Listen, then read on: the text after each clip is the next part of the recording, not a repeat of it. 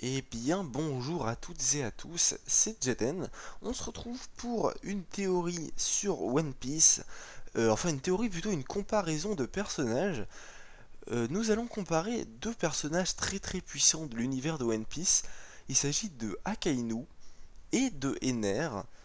Alors, je pense qu'il est intéressant de comparer ces deux personnages que vous connaissez déjà sûrement, car ils se sont jamais croisés, ils n'ont jamais entendu parler l'un de l'autre, donc ils ne sont jamais combattus.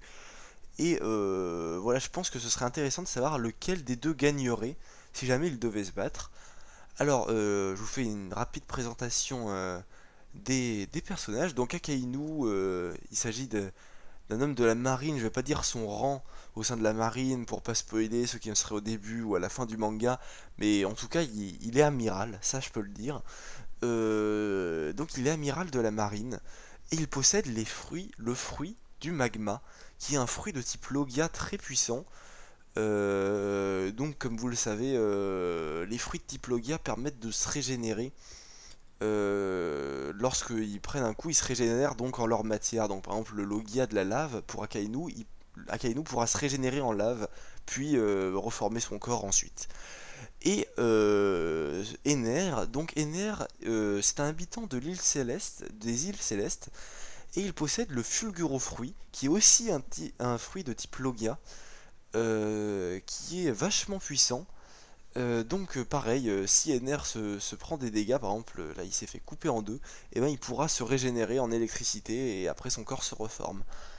Alors je vais commencer direct par comparer leurs fruits pour ce combat. Je pense que des deux fruits, le fruit de démon le plus puissant, il s'agit de celui d'Ener, le fulgurofruit, parce qu'il est déjà décrit dans le manga comme un des Logia les plus puissants. Et puis ça se voit clairement qu'il est plus fort que le fruit du magma, parce que déjà il peut se déplacer à la vitesse de l'éclair. Enfin, je trouve vraiment que le fulgurofruit est un fruit plus puissant que le fruit du magma.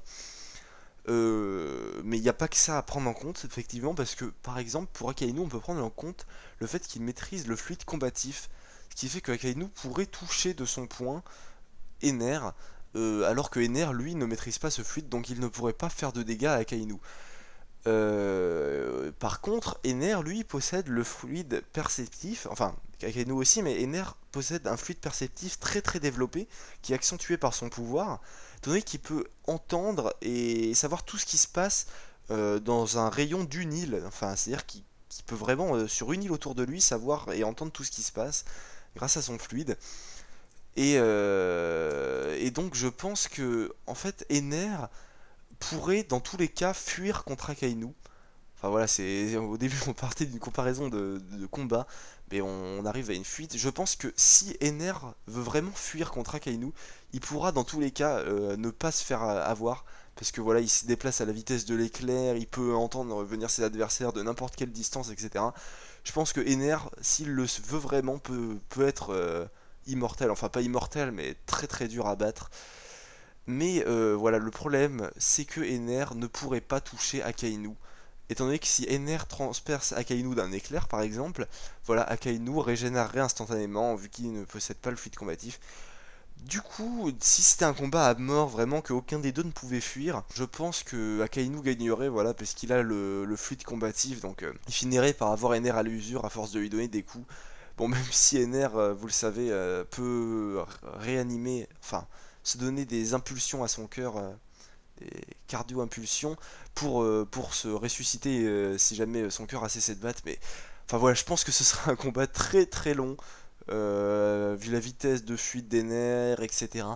Mais quand même, n'oublions pas que Akainu est un personnage qui est quand même représenté comme très puissant. Je pense qu'il gagnerait quand même contre Ener. Donc voilà, c'est la fin pour cette théorie.